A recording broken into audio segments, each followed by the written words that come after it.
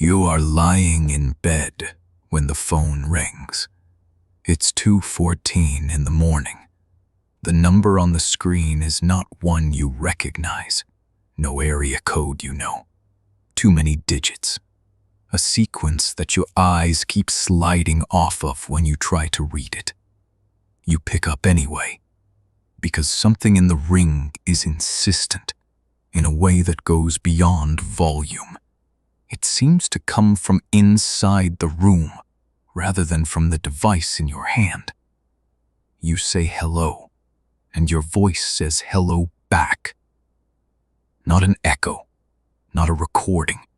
Your voice, your cadence, your particular way of softening the last syllable, the slight rasp you've had since childhood, says hello with the same hesitation you just used, but half a beat later, as if it is listening before it speaks. You say, "Who is this?" Your voice says, "You know who this is." You sit up. You do this before you decide to. Your body is already moving, already swinging your legs to the floor, already pressing your feet against the cold hardwood, and you realize, with a lurch behind your sternum, that the voice on the phone is already saying it, already narrating the movement you are making right now. Legs to the floor, feet on the wood. Cold, it says, always cold in here this time of year. You stand. Your voice says, "You're standing now. You're going to walk to the window." You do not walk to the window. You stand very still, heart loud, phone against your ear. Your voice says, "You're standing still. You're trying not to do what I say." A pause. Your voice says, "That's fine. That's exactly what you did last time. Last time." You ask what that means. Your voice tells you. It tells you slowly, the way you yourself explain things when you want someone to actually understand. Not to hear, but to understand. It tells you that this is not the first time this has happened. It tells you that the call has come before, several times before, and that each time you have answered it, and each time you have gone to the window, and each time you have seen what is outside, and each time he have forgotten by morning. You ask what is outside the window. Your voice says, "I'd rather you see it than have me tell you." You ask why. Your voice says, "Because the last time I told you first, you didn't believe what you were seeing. I think you need the sequence. I think the sequence is what makes it real." There is something in the way it says this, in the way your own voice says this, that is more frightening than any threat could be. It is patient. It is not trying to scare you. It is, you understand slowly, trying to help you. You walk to the window. Outside, your street is as it always is at this hour. Street light pooling orange on the asphalt, the neighbor's truck in the driveway, the old oak at the curb that loses a branch every winter. You stand there, and you look, and you don't see anything wrong. Your voice says, "Look at the oak." You look at the oak. Your voice says, "Count the branches." You count. You have counted this tree before, in daylight, in summer, when it was full and obvious. You have not counted it at night, in winter, when it is stripped and angular. You count the branches now, and you count them twice, because the number is wrong. It is not wrong in the way that a mistake is wrong. It is wrong in the way that a mouth is wrong when it has one too many teeth.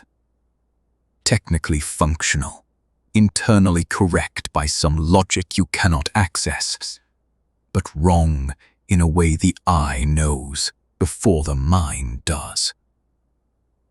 There is one branch too many. Your voice says, yes. You ask what it is. Your voice says, it's been there since October. It's not a branch. You step back from the window. Your voice, still on the phone, says, you're stepping back. That's all right. You don't have to look at it. You ask, what is it? Your voice says, it's the same thing that's been in the corner of your bedroom for the past 6 months. You've been seeing it out of the corner of your eye, and then turning and finding nothing. You assumed it was a trick of light or tiredness. It isn't. You ask, where is it right now? Your voice is quiet for a moment. Then it says, behind you. You turn around. The room is empty. The light from the street lamp through the curtains makes the same shadows it always makes. The chair in the corner is just a chair. The coat hanging on the door is just a coat. You say, there's nothing here. Your voice says, I know. It moves when you look directly at it. That's not a limitation. It chooses to. It's not trying to be seen. It's just trying to be near you. You ask why. Your voice says, we've had this conversation before, several times. The answer doesn't change. It isn't threatening. It isn't feeding on you. It is. And here it pauses again. Your pause, your considered breath, accompanying. You sit down on the edge of the bed. You ask your voice, am I going to be all right? Your voice says, yes, you are going to be all right. You're going to lie back down. You're going to sleep. In the morning, you're going to remember the phone call as a dream. You're going to go through your whole day, and it's going to be ordinary and good, mostly. You're going to cook something for dinner. You're going to feel around sunset a kind of unexplained warmth that you'll attribute to nothing in particular. A pause, your voice says. And then, in approximately 16 days, you're going to answer the phone again. You asked, is there a way to stop answering? Your voice says, you could, but you won't. And I understand why you won't, even if you don't yet. You ask why. Your voice says, because you already know, somewhere underneath the fear, that this is the only conversation you've ever had in which someone is telling you the exact truth. Everything you need to hear, without softening it, without motive. You've spent your whole life trying to find that. You are not going to hang up on it. You are quiet. Your voice is quiet. From outside, the oak tree shifts in a wind that you don't hear. The branch that isn't a branch turns slightly, orienting toward the window, toward you, with a slow and unalarmed interest. Your voice says, lie down. You lie down. Your voice says, close your eyes. You close your eyes.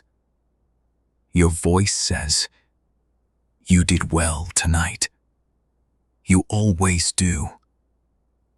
And then the call ends, And the silence that follows is not the absence of sound, but something more complete than that.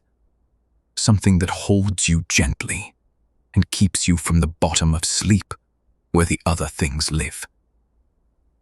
You sleep. In the morning, you will remember a dream. Pleasant, mostly. Something about a phone call with someone who knew you very well. In 16 days, the phone will ring at 2:14 in the morning. You will answer it. You always do. This has been a Twilight Registry account. The registry notes, temporal self-contact events of this nature do not appear in the standard anomaly literature. We are collecting accounts. If you have experienced a call from your own voice, or from a number with too many digits, or if you have counted something familiar and found the number wrong, please reach out through the registry submission channel. You are not alone. This has been a Twilight Registry original account.